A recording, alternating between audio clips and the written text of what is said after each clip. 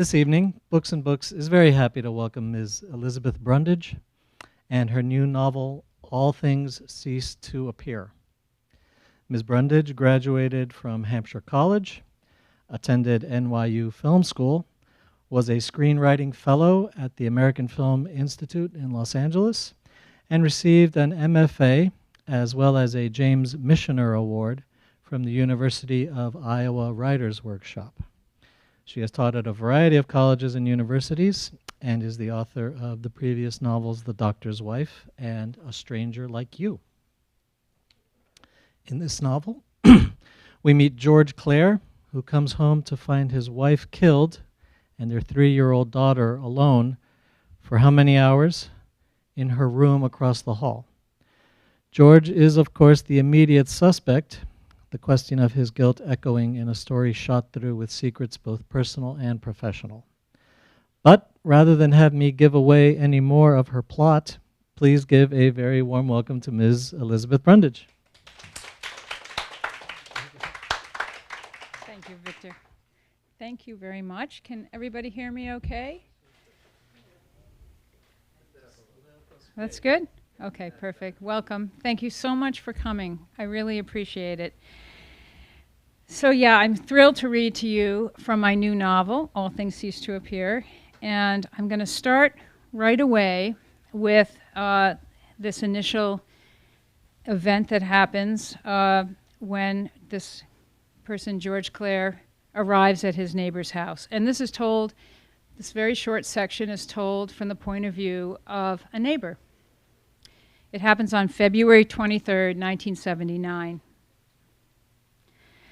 Again, it was snowing, 5:30 in the afternoon, almost dark. She had just laid out their plates when the dog started barking. Her husband set down his fork and knife, none too pleased to have his supper interrupted. What's that now? June Pratt pulled aside the curtain and saw their neighbor. He was standing there in the snow, holding the child, her feet bare, neither of them in coats. From the looks of it, the little girl was in her pajamas. "It's George Clare," she said. "What's he selling?" "I wonder. I don't see a car. They must have come on foot." "Awful cold out. You better see what he wants." She let them in with the cold. He stood before her, holding the child out like an offering. "It's my wife. She's—" "Mama hurt," the child cried. June didn't have children of her own, but she had raised dogs her whole life and saw the same dark knowing in the child's eyes that confirmed what all animals understood, that the world was full of evil and beyond comprehension. "You better call the police," she told her husband. "Something's happened to his wife." Joe pulled off his napkin and went to the phone. "Let's go find you some socks," she said, and took the child from her father and carried her down the hall to the bedroom, where she set her on the bed. Earlier that afternoon, she had laid her freshly laundered socks over the radiator, and she took a pair now and pushed the warm wool over the child's feet, thinking that if the child were hers, she'd love her better. They were the Clares. They had bought the Hale place that summer, and now winter had come, and there were just the 2 houses on the road, and she hadn't seen them much. Sometimes in the morning she would, either when he raced past in his little car to the college, or when the wife took the child out of doors. Sometimes at night, when June walked the dogs, you could see inside their house.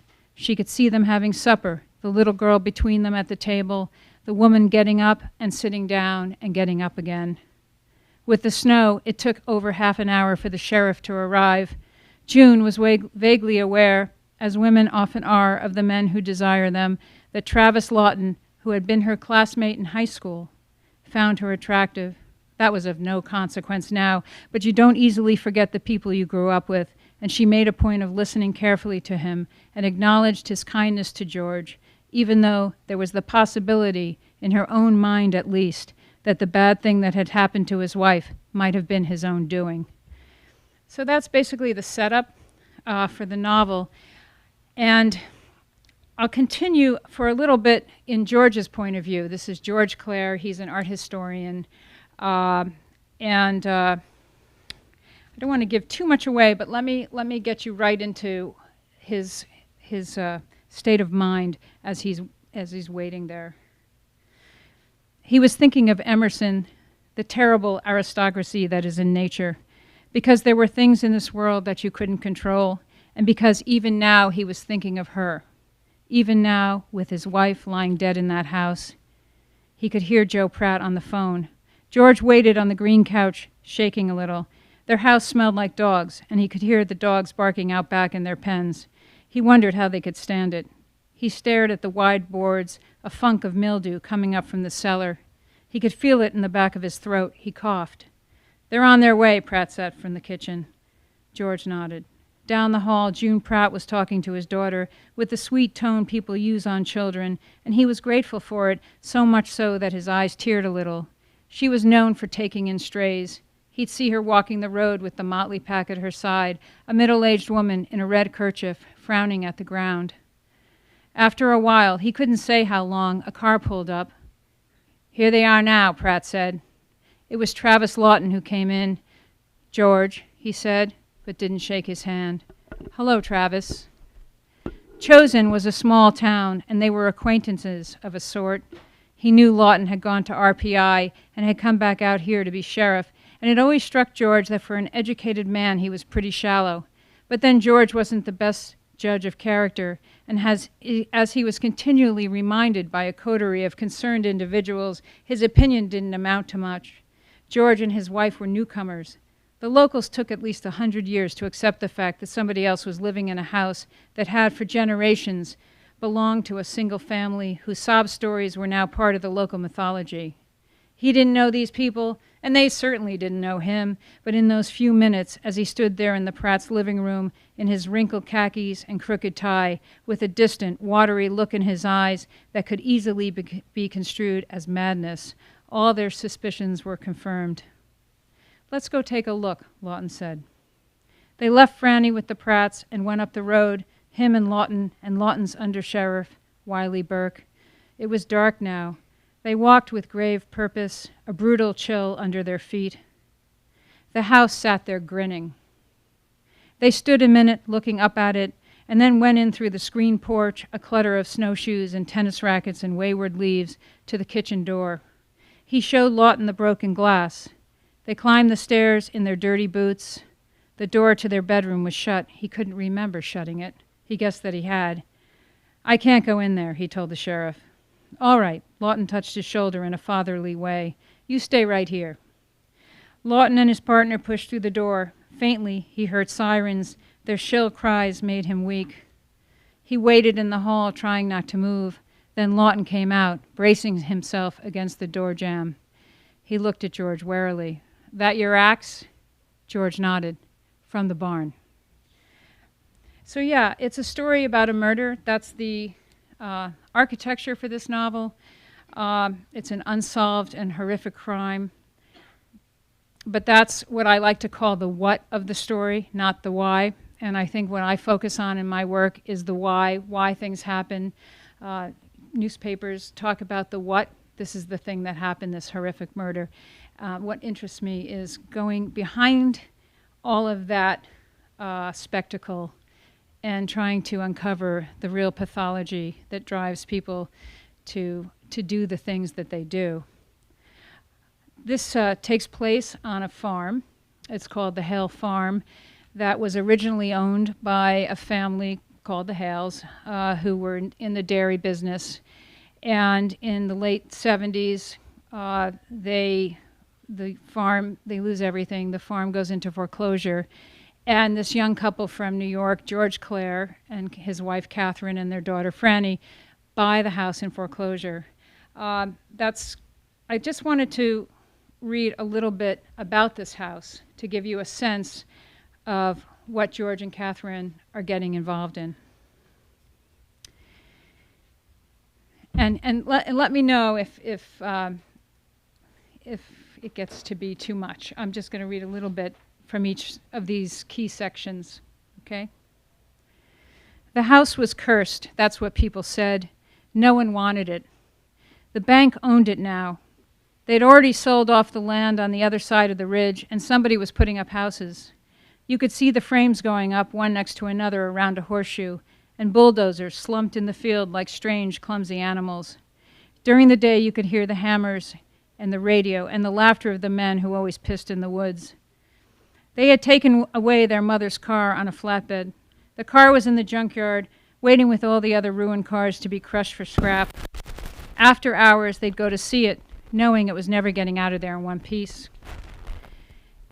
I should say that this is in the voice of Cole Hale, who is about 14. So I'm sorry I didn't say that originally. After hours, they'd go to see it, knowing it was never getting out of there in one piece. Eddie had a thing for this girl, Willis, who sometimes came along. They would climb up on the old cars, and Eddie would play his horn. Some of the cars looked pretty good, and Cole liked to pretend to drive them.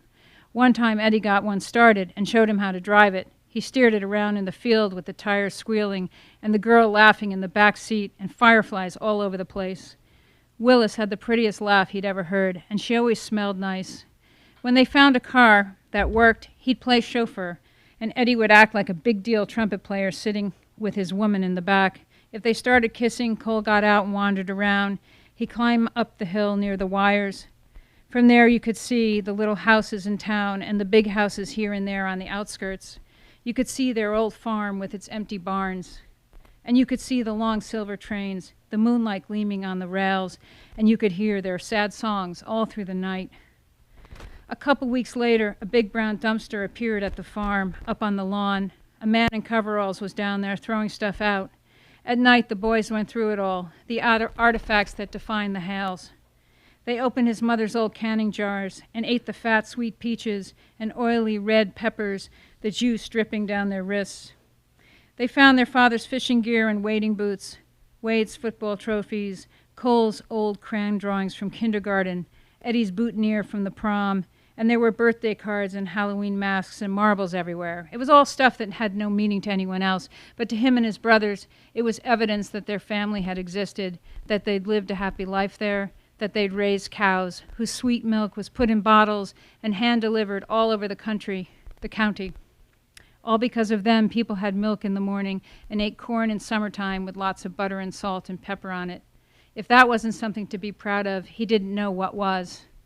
Winter ended finally, and you'd see colors here and there, and people came out of their houses yanking at their gardens, hammering nails into fences. You'd see horses kicking out their hind legs like they were figuring out how to use them again. Cole was busy with school. He'd fold his tests up in his pocket and present them later to his uncle, ironing out the creases in the paper with the heel of his hand, his grade usually an A. Chicken scratched in red pen, as if based on some tentative conclusion and bestowed with regret. Still, he got along all right, but the farm, the house, was always in his mind. The idea of his mother wandering past the windows, fluid as water. So these three brothers lose their parents in a tragic accident, which is an essential part of the setup for this poor family losing everything, and this young couple unsuspectingly moving into this kind of creepy farmhouse. Are you following me? I just want to check in with you. Okay. You can see the mood that overtakes me when I start to read this. It was actually when I was writing this book, it's sort of a dark story. And so, I was always sort of in this kind of moody, dark place when I was writing it. So now I want to read a little bit from the point of view of Catherine, who's this unsuspecting young wife who moves with her husband into this house, and she would have rather moved somewhere else, of course, but she's going along with the plan. And so let me read a little bit from her point of view, Catherine. She's the one who ends up, unfortunately, getting murdered. It was the winter of 1978. They were living in a gloomy apartment on Riverside Drive, a short walk from the university where George was completing his doctorate and teaching 2 sections of Western Art Survey. Often, he told her, at the end of a slide presentation, he'd find the students asleep. This didn't surprise her. Her husband could be dull. Since their marriage, it would be 4 years in August, his life, and hers by extension, had been controlled by his dissertation and the temperamental declarations of his advisor, Warren Shelby. George would come home from their meetings in a state, Pale, beleaguered, he'd retreat to the bedroom with a juice glass full of Canadian Club and watch reruns of MASH. In Catherine's mind, the dissertation was an existential malfeasance, a relative from some foreign place, a hoarder of conundrums and neurotic tics who'd moved into their lives and refused to leave. His subject was the painter George Innes, a disciple of the Hudson River School, whom she had come to know through an esoteric collection of evidence. The walls of the apartment shingled with index cards, scraps of insight and cryptic notations, postcards of Innes's landscapes taped here and there, even one over the toilet, and an Innes quote that had been gone over so many times with a blue pen that the paper had ripped. Folding laundry or doing some mundane task, she'd read the quote again and again. Beauty depends on the unseen, the visible upon the invisible. On George's small fellowship, the apartment was barely affordable. They had a few possessions, the wing chair they'd found at an estate sale, prickly with horsehair, its spent legs splayed like a drunk's, the Persian rug that had belonged to his parents, the camelback sofa from her distant aunt, covered in faded celadon damask, that served to accommodate the rare visitor, usually her sister Agnes, who'd stay a few days until the crowded apartment drove her crazy. The building had no elevator. She dragged the stroller up 5 flights, holding her daughter's little hand, and it could take half an hour to get upstairs.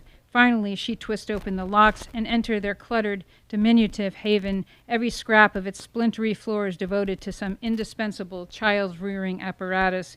Their bedroom was the size of a sandbox, the lumpy double bed jammed between the walls. Frances, who was 3, slept in the alcove, the foot of her little bed piled with coats, hats, and mittens that wouldn't fit in the closet.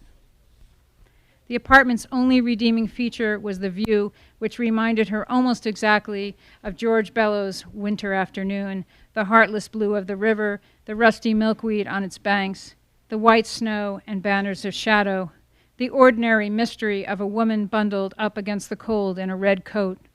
The river made her pensive and a little melancholy, and as she gazed through the dirty windows, she would try to remember her original self, the girl she'd been before she met George, and they'd married to save themselves, his name like a stranger's dress you slip on and walk around in, before she'd become Mrs. George Clare, like her rapacious, chain-smoking mother-in-law, before she'd assumed her alias as devoted wife and mother, before she'd left Kathy Margaret behind, that herringbone, spider-legged, ponytail girl, now abandoned for more important tasks, like changing diapers, ironing shirts, cleaning the oven. Not that she was complaining or even unhappy. For all intents and purposes, she was content, but she sensed there must be something more to life, some deeper reason for being, some dramatic purpose, if only she could find out what it was. So that's Catherine, and unfortunately, her marriage begins to unravel, and so I was really interested in exploring the dynamic of their relationship, and luckily, she makes a friend. Her husband begins to teach at a small college in that area of Columbia County, New York. Do any of you know where that is? We actually just bought a house there in Chatham, and it's a beautiful area. And so I wanted to really write a lot about the beauty of that landscape. But anyway, so she comes to know this woman, Justine, and the book is set in the late 70s, as you know, and so it's the beginning of the women's movement. And so I wanted to read a little bit about Justine, who she becomes very close friends with, and whose friendship kind of leads her to start thinking differently about her life and who she is as this young married person. I was actually hoping that some of my Hampshire buddies would come here. I went to Hampshire College back in the day, and so I incorporated a little bit of that history in this section. Is everybody following me okay? Okay. Then I'll talk more about the process of writing this novel. Okay, so this chapter is called Animal Husbandry, and this will introduce you to Justine, who becomes a very pivotal character in the novel. This is in her point of view. They'd met at Hampshire in an animal husbandry class. It was a young college that encouraged free thinking and boundless inquiry. On warm spring days, they were out on the lawn with their fists in the air. In winter, they piled into cars, traveling the interstate to fight corruption wherever it could be found. D.C., Groton, Harrisburg. They protested corporate America, apartheid, environmental toxins, negligence, greed. They read Emma Goldman, Kropotkin. They knew how to go limp in the hands of cops. They stood in the cold shivering, eating a stranger's chili out of styrofoam cups. They linked arms, making human chains, and sang, "We shall overcome." Anarchy as a concept was intoxicating, and through its discourse she discovered her true self, a feminist, a humanist, an agrarian, a romantic, peeling away the carefully raw costume designed by her parents to find what glimmered beneath. Gone were the ethical charades promoted in religious school. Gone were the scare tactics that indicted her body as a biological enemy, routine strategies of degradation that made her nearly desperate for a partner, someone who could love even her. Here was the real Justine, earthy, busty, hairy-legged, fragrant. She had pale skin and dark, somber eyes and wore her hair in a long, thick braid. She had a kind of rare, painterly beauty that seemed old-fashioned. Further, she was not a woman with fragile appetites. Her mouth watered for strong flavors, turnips and onions still dusty with earth, sweet radishes, leafy beets that stained her fingertips, bread as warm as flesh that she made with her own hands. Her husband, Bram, short for Abraham, had a certain masculine purity with loose flannel shirts that smelled of sheep and scraggly black hair and brown eyes and the books that fell from his pockets, Rilke and Hampson and Chekhov. Where would we be without Chekhov, he once said to her. They would make love in his little room at the college, and then she'd sit in the old brown chair he'd found on the street, drinking bourbon and eating tangerines, listening to All Things Considered. It goes on. I won't read that now.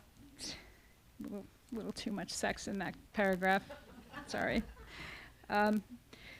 So those are some of the basic characters. It's really a novel about these two families. And let me just talk a little bit. That gives you a sample of the writing, and I hope you enjoyed it.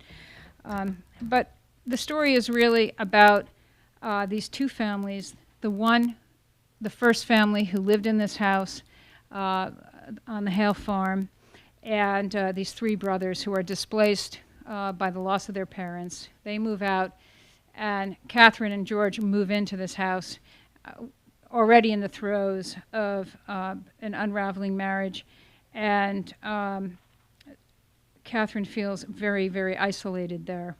And the dynamic of their marriage, as I said, is at a critical point where we begin, as the reader gets more involved in their relationship, to really mistrust this person through a variety of his actions that we get to witness. And so we realize that this woman is somewhat trapped in a very dangerous situation while the world is revolving around her. And so, unfortunately, leads to a drastic end. But as I said before, the book is really attempting to look at the psychology behind the behavior and an in-depth sort of exploration of this marriage that is sort of toppling into a very disastrous place. So I thought maybe we could open up the reading to questions, and then I can maybe more closely address some of your thoughts. Does anyone have any questions by chance about this? Yes. How do you? Thank you. Thank you. I'm sorry. It's very hard knowing that there's like a camera. It's very hard to do this. I'm sorry. Relax. How much of the picture that you read and in the novel is relies on your experiences, and how much is just plain made up? Well, I'm so glad you asked that. Well, you know, we are known. in my life, I am known as a person who moves a lot, right? Right? There are some people here who can attest to that. And we once we rented a house when my husband was just started his medical practice in Troy, New York. We rented a house in this little section of town. It was called a hamlet, called Malden Bridge. And the house, as soon as we moved into this little house, it was a little white cape, and it was lovely. It was just a lovely house from the outside. And moved in, very soon after, started to discover strange things. My husband was never home, so I would tell him, like Catherine tells her husband in this book, you know, there's something wrong with this door, or I'm hearing things, or I'm smelling things, and he would be like, yeah, there's nothing wrong with this house. So I took it to the next level. This is what you do, you know, as a writer. You use all your source material that you can, every single experience that you have, good, better, horrible, or whatever, you use somehow in your work. Anyway, so we were living there. We had 2 little girls at the time. Our son wasn't born yet. And right away, they started telling me stories. They went to a school that was about 20-minute drive. And in the car every morning before school, they would tell me these stories about these little girls that were in the house. I am not kidding. I swear to God. I know the person who actually lives in Malden Bridge, New York, that whole street is probably in a fury because I've written about this on if any of them happen to have seen it on my website, they're probably like, well, which house is it? Which house is it? Well, our house isn't haunted. But no, I think it was very bizarre. We'd get into bed at night. We would feel someone jumping on the bed. And then this was before the internet. I kid you not. Yeah, it was. It was a lot way back then. I went and I turned on my computer. It was Halloween, of course, Halloween night. I turned on my computer. It was not connected to the internet, and the printer started printing. I am not kidding. And what did it print? And I know my husband is listening to this somewhere, and he would attest to this, and I have this piece of paper to prove it. The printer starts going, and it prints out the shape of a skeleton head with the word boo, boo, boo, boo, boo across, making the pattern. I saw that. I freaked out. I literally, I was like, I can't believe, and we signed a lease on this place, and we're stuck here, and my husband's never home, and it was like torturous. It was a difficult time. And then, so they would tell me stories about these 3 little girls, and I had to believe them because they were 6 years old and 3 years old, you know, and I had to believe there was some truth to this. And so we decided we were going to move. We had to move finally. And so on the last day in this house, walking through this empty house with my broom, sweeping it up and everything, and I decided to open, there was like a built-in cabinet. For some reason, I had never opened this cabinet. I know this sounds like crazy. How could I not open a cabinet? But, you know, it was like built into the wall, so you didn't really notice it. So I go and I open it, and what's inside? 3 pair of shoes from, like, you know, the 1800s, little boots. I have them at home. I do. And there they were, and the exact sizes that you could imagine these little girl ghosts having.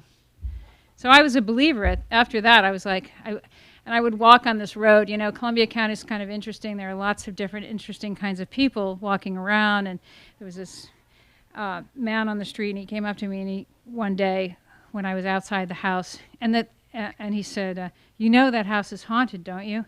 And I said, no thanks, I just moved in. That's great news. And he said, oh yeah, the owner would come home, that's why it's for rent. The owner would come home and find the furniture rearranged. They'd go out to dinner and come home and find the furniture rearranged. So it was a spooky, spooky house. But we made the best of it, as Catherine does. I talk about making the best of things. It's a philosophy that's always encouraged, I think, in young women. Don't you? Don't you? Yeah, make the best of it.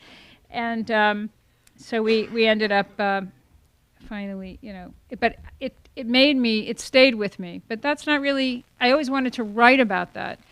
but I didn't know how to write about it, because when you want to write a ghost story, you have to be very careful. It's actually kind of a difficult thing to pull off, because you want to convince people that this is a real thing, that this is a real possibility. So the way I went into the subject was by writing about an art historian who has this great interest in and expertise in George Inness, who was a great Hudson River painter and was also something called a Swedenborgian. He was devoted to the teachings of the philosopher Swedenborg, who was in the 18th century. I know it sounds very boring. It's not in this, I promise, I promise. And he really believed that he could visit the spirit world, okay? And he even told stories that he had actually been there. He had visited heaven. He had met with spirits and came back to tell people about it, and they believed him. And he had proof. He had all sorts of proof. A woman had lost her husband and was getting hounded by creditors, and she didn't really owe them money, and she knew it, and so she confessed this to Swedenborg, who said he would go into the spirit world and ask her deceased husband where the bill and the receipts had been laid, and he did, and came back, and there, sure enough, in a very strange place, found these receipts. And so everyone, this was in the late 1700s, became a believer and really trusted that Swedenborg knew what he was talking about, and that there was something true. There was truth to this, that these spirits existed. And so this was a great opportunity for me as a novelist to take this idea of ghosts and evaluate it in a more intellectual way through this the exploration of this art historian and his knowledge of George Inness. And so it comes together in kind of an interesting way. That was a very long answer to your question, I have to say. Do you have a question, Linda? Thank you. I was fascinated when you were reading. I'm thinking you were creating such a vivid picture. Do you write with the idea that perhaps it would become a movie or optioned of anything? I think, as Victor said, my early training was in screenwriting, and one of the things I learned when I was studying how to write screenplays was that you, in a very short amount of time, that you wanted to be as exact as possible so that you could conjure in a producer's mind or a director's mind exactly the picture that you were trying to create with a sentence or two. And so I think that training was really great for me. So I left that. I stopped writing screenplays because I discovered writing fiction and really fell in love with it, being sort of the master of this whole world, being able to create a whole world on the page without having to worry about hiring set decorators and all this money that you need in film. But I see it in my head almost like when I'm writing, and I kind of see it in my head very vividly. And so I try to translate that onto the page so that the reader can also see it. And I'm really interested in, I appreciate the question, because for me, I appreciate this idea of entering this other world. I'd like to take all of you into this place that you have never been before. And I think that's a challenge, and it's also a pleasure to write that, because you're inventing this place. And so it's something I enjoy doing. And of course, I would love if somebody would like to make the film version of this. Would be really a terrific idea. Do you think of the settings as like another character? Oh, that's also a great question. Yes, I do. I think the house in this particular novel is a character. And also it's inhabited by a ghost, and who we come to know, and who has a vested interest in lingering, that you come to find out as you read. And so I was really trying very hard to make sure, and with my editor's help, trying to figure out, is this bedroom over the garage? How did this garage get here? You know, really, we were like architects trying to figure out, to make sure that everybody had a real sense of being inside this house, you know. And one thing about houses that are a bit creepy, has anyone ever entered like a house that kind of gave you the creeps? Like you picked up a weird vibe? I could see that. Yes, yeah. Sometimes when you go to hotel rooms, you can sort of, you pick up a weird vibe. But yeah, no, that was the origination of this book, was when we were actually, we were considering staying in a certain town where my husband was training, and I went to look at houses to see if it was going to be possible for us to settle there, and went to look at this little house, a suburban house, and I walked in, and I was drawn sort of to the backyard, and I'm looking out this picture window on this backyard, and I said, God, there's something so creepy about this place. And the realtor said, it's not this place, it's that place. A woman was murdered there, and her little girl was in the house at the time. And that was the seed of this novel, which was like, this happened, God, 25 years ago or something. And I kept it with me. I never could kind of let go of that story. And then, you know, all this time, then I moved into this haunted house. I have such a fascinating life, oh my God. But, and then so all of these little pieces kind of came together in my mind, finally, after many years of trying to write this and trying to just get to it, get the story. And finally, it did. And I like to say that it's remarkable. You know, you work on something for a long, long time, and you're typing into this computer, so you don't necessarily ever see pages. And then all of a sudden, you have all these pages. You're like, you have no idea how they got there. It's just an incredible thing. And thank God, you know, like after you've spent so much time and agony on a novel, and you're in this little room and fairly isolated, and then lo and behold, you have these pages. So. Yeah. And it's desperately seeking occupant. Yes. There's a little bit of a parallel to this character, this woman who is trying to seek out her identity or her place in the world. So you're using place as a mirror of the characters in some sense? Well, in the sense that this ghost that happens to be lingering, who has a story of her own, is sort of kind of a support almost, in a strange way becomes a kind of supportive entity for Catherine, who feels so alone and kind of trapped. And so it's there's a relationship that kind of develops between her and this ghost.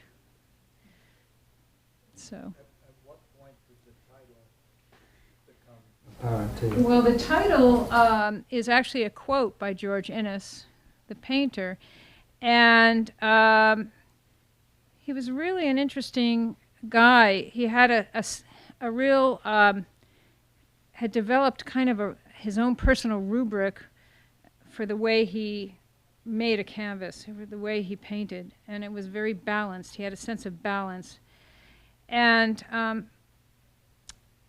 I think he really believed that it's almost like when you're walking through fog, and sometimes colors will pop.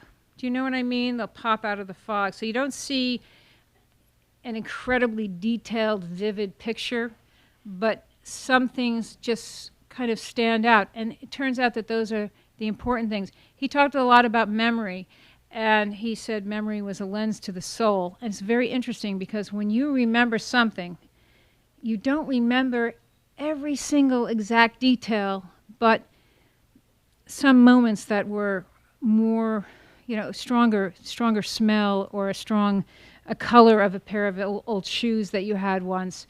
So it's the way that's sort of his philosophy about painting. And so this was one of his quotes: all things cease to appear. That's when you really actually begin to see, in a sense. Yes? Yes, sure. I know that the main character is George Clare. Yes. The central character. And I know that, you know, your novel deals with a lot of the natural world and its mysteries and all of that.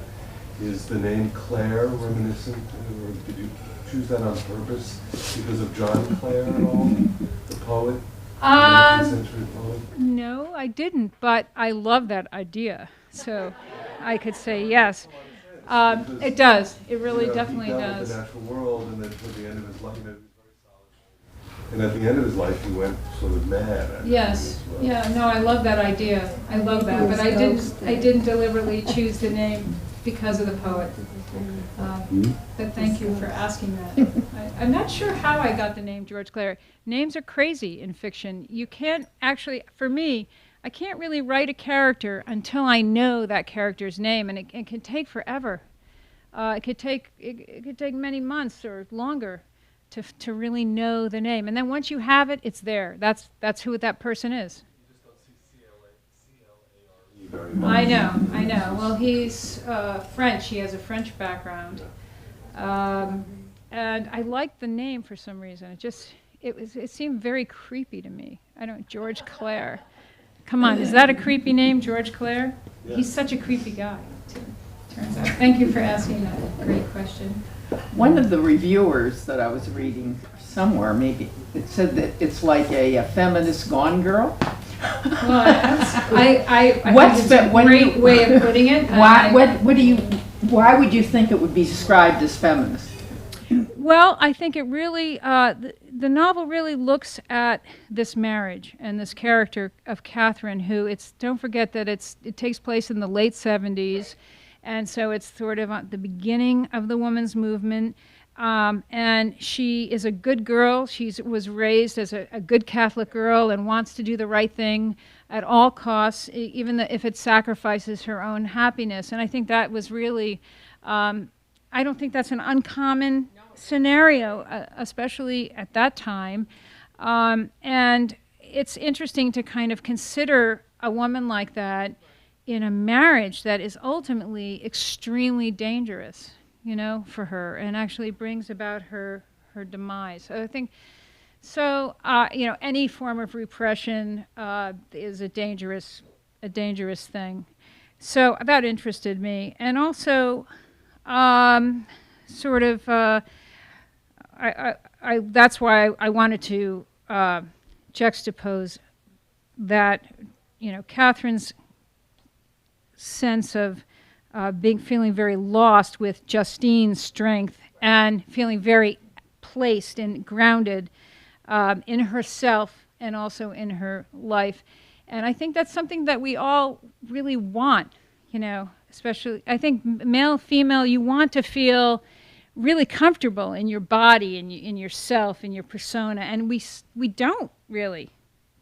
I mean, at least I don't. I mean, so I think it's an important thing to write about. And as far as that quote, which I was thrilled to have that quote, because I think, you know, Gone Girl was a terrific success, right. And but I think in some of the details that I wanted to address that are sometimes so swiftly thrown about, like when you see women who get tied up, and this idea of, is that pleasurable, is it not pleasurable, and so swiftly kind of used in a way. I wanted to really evaluate that, and that happens to the character of Willis, who is actually a really troubled girl, and sort of has experiences with men, finds herself in these situations that are totally the antithesis of pleasure. Okay, so but are used in our culture often to sort of to be titillating or whatever, to seem sexy. But I wanted to kind of really question that, to look at that. So, for better or for worse, I don't know. We'll see. Anybody else have anything? Any other questions?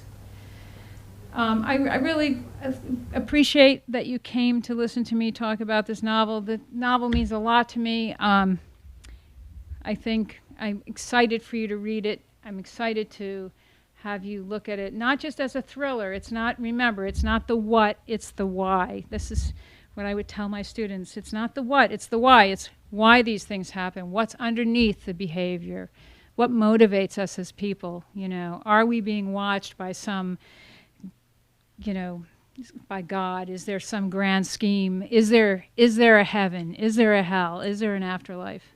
All these things we sort of entertain maybe in our more quiet moments. I wanted to evaluate that, and I hope you enjoy the novel, and thank you so much for being here.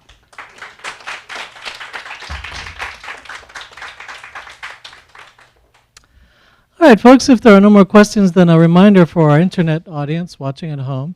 Still plenty of time for you to call the number on your screen, and you can get a copy of All Things Cease to Appear shipped to wherever you are in the U.S. free of charge. For those of you here in the house, we have the book for sale at the counter in the front room over there, as well as her previous books, A Stranger Like You and The Doctor's Wife. Elizabeth will be signing here at the table to the left of the podium. And that was such a great presentation. Please give another hand to Elizabeth Brundage. Thank you very much.